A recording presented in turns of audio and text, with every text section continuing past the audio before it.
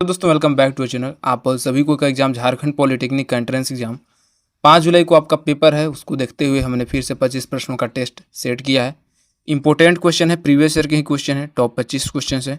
अच्छा, previous year के question आपको देखना क्यों जरूरी है? क्योंकि लगभग देखा जाता है कि आपके प्रीवियस ईयर के पेपर आपके एग्जाम में छपते हैं और हो सकता है इस बार भी आपके कुछ इसमें आ जाए, आपको पता चले कि किस प्रकार के क्वेश्चन पूछे जाता है। प्रीवियस ईयर क्वेश्चन इसलिए देखना जरूरी है, साथ ही साथ आपके उसके बेस पर भी आपको आधारित क्वेश्चन कराते हैं। सारा क्वेश्चन टेस्ट लगेगा, अंत तक आपको वीडियो देखना है। वैसे मैं हर रोज़ आपके सुबह 9 बजे तक आपके वीडियोज़ लाइव हो जाते हैं। आपका देखना काम है, मेरा काम है कराना। बाकी आप अपना काम करते हो ईमानदारी से नहीं, ये मुझे नहीं पता, लेकिन मैं तो अपना टाइम पर कर देता हूँ। वैसे मेरे घर में काम भी लगा है, फिर भी आपके लिए रोज़ वीडियो आ जाती है।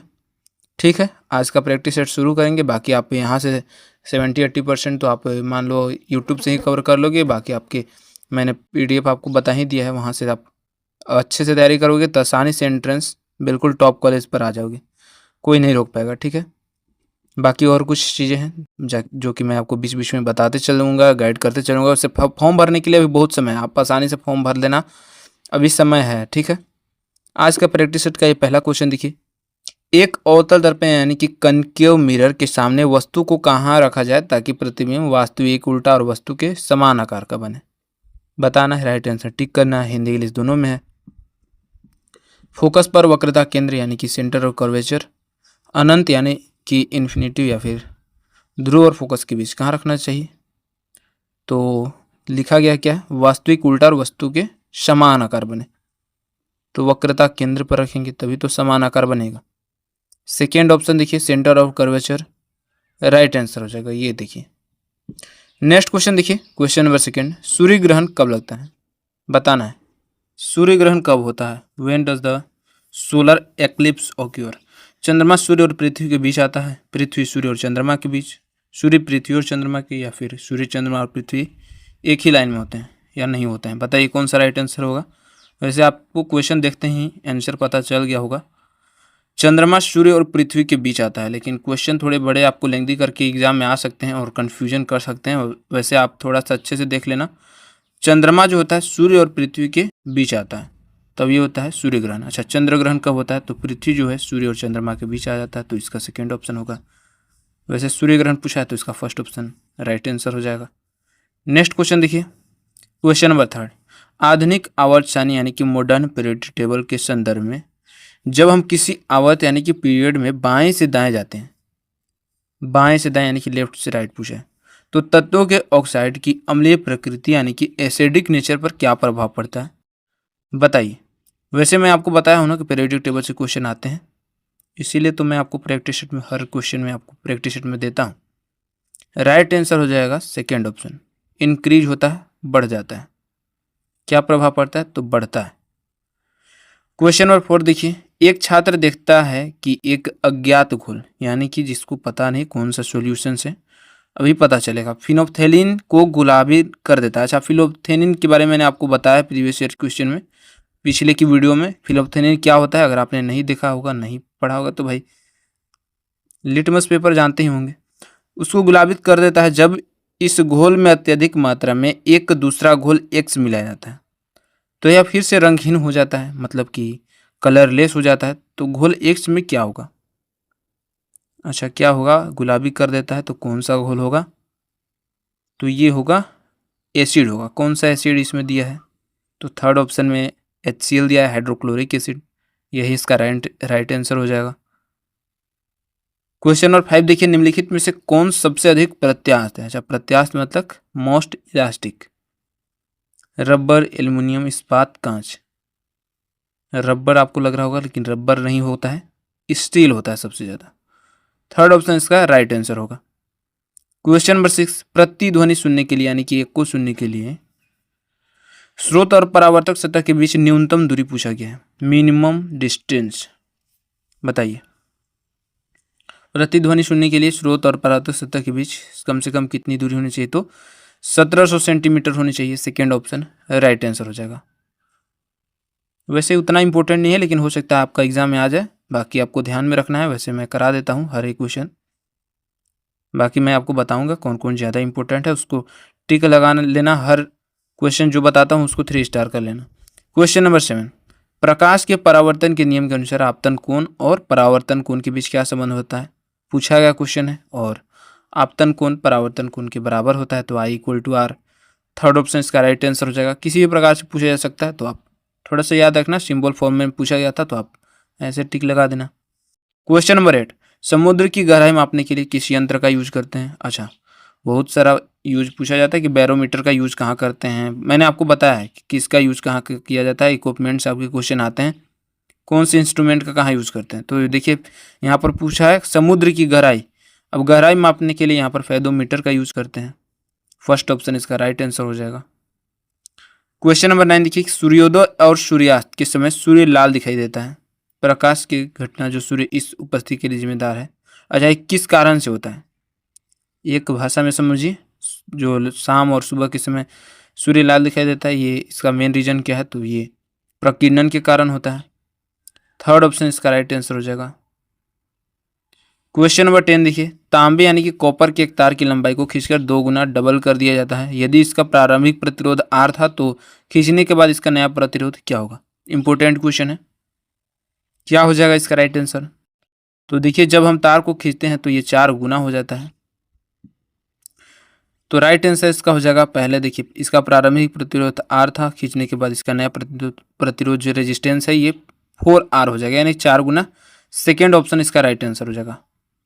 क्वेश्चन नंबर 11 देखिए, एथिल एथोनेट यहाँ पर आपका दिया हुआ है को सोडियम हाइड्रोक्साइड यानी कि NOH के साथ गर्म करने पर कौन से उत्पाद यानी कि प्रोडक्ट बनता है।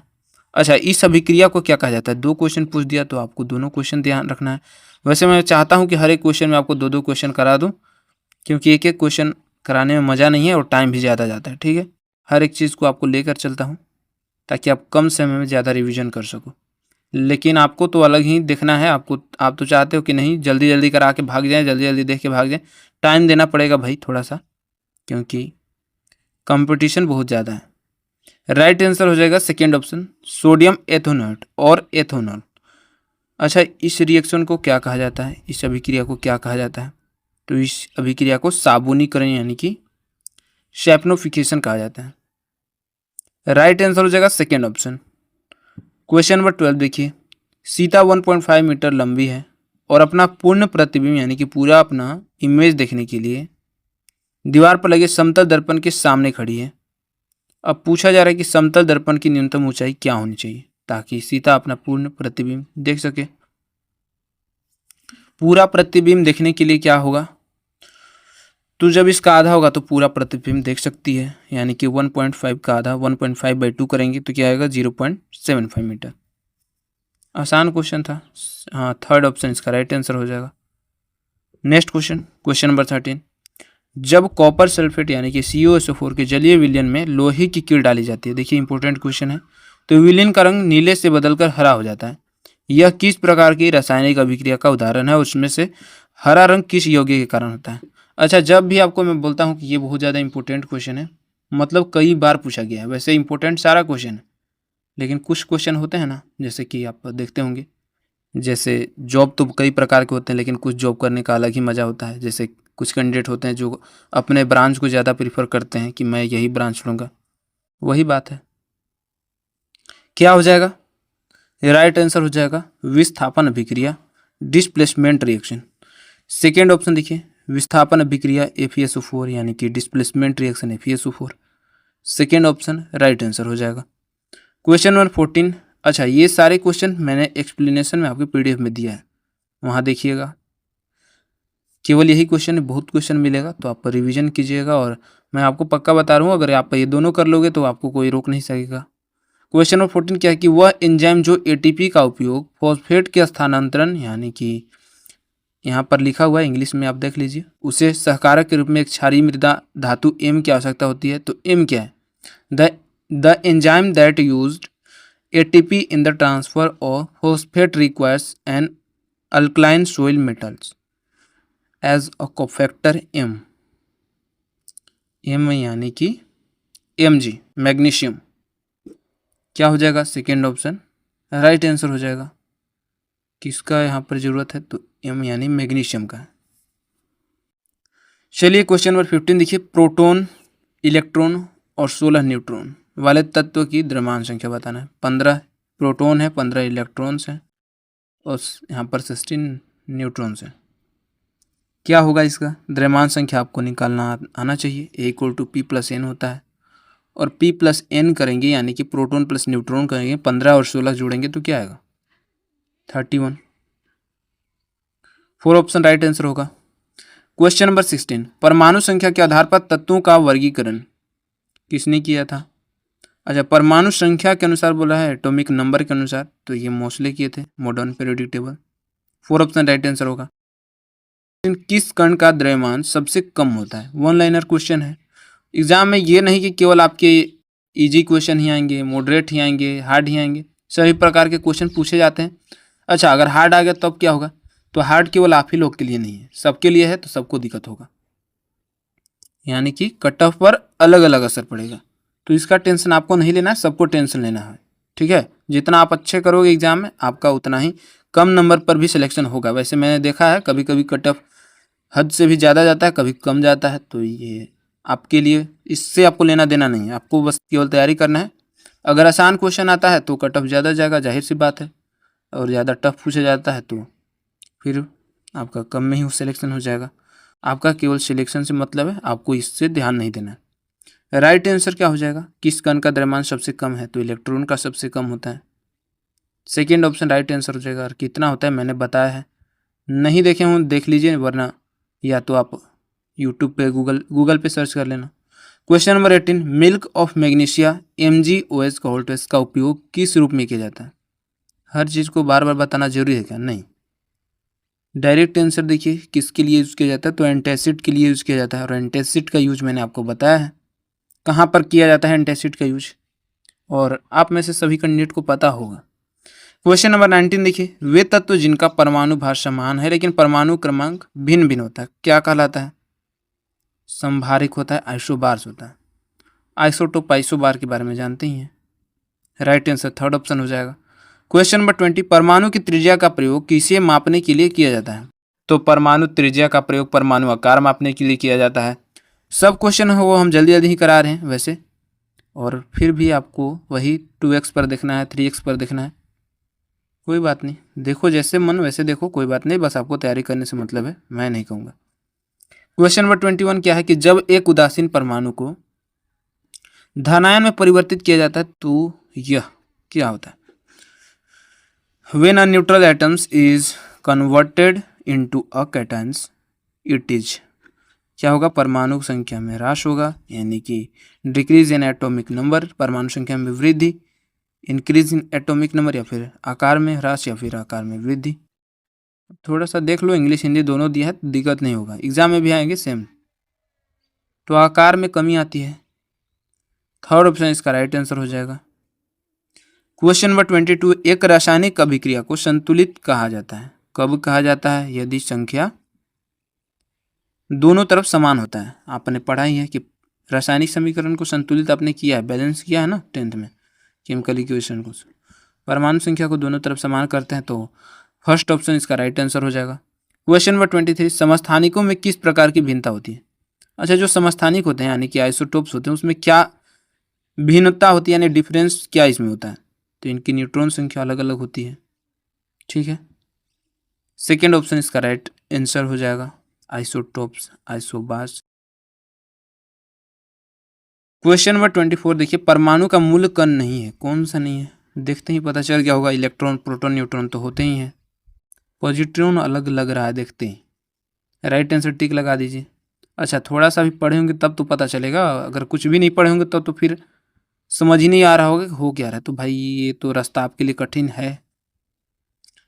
आज के प्रैक्टिस सेट का लास्ट क्वेश्चन देखेंगे, क्वेश्चन नंबर 25, धातु जो कक्ष ताप पर द्रव अवस्था में पाई जाती है, किसको नहीं पता है आप हाथ उठाना, मतलब कमेंट में बताना।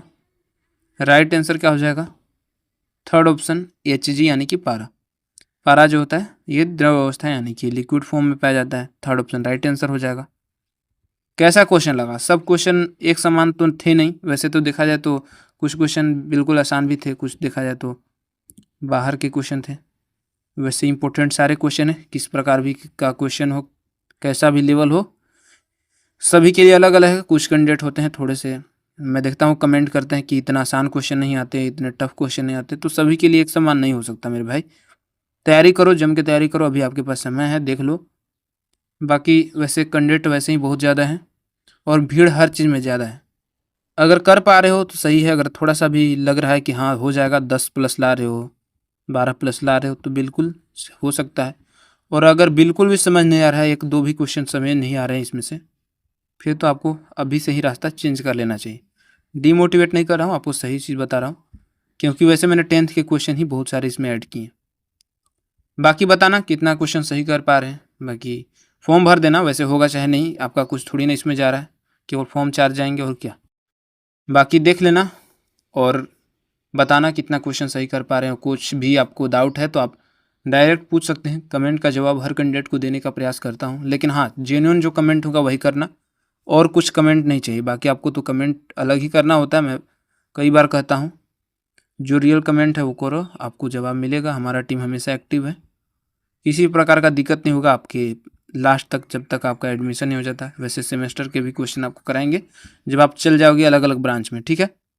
बाकी अभी के लिए बस इतना ही, बाय।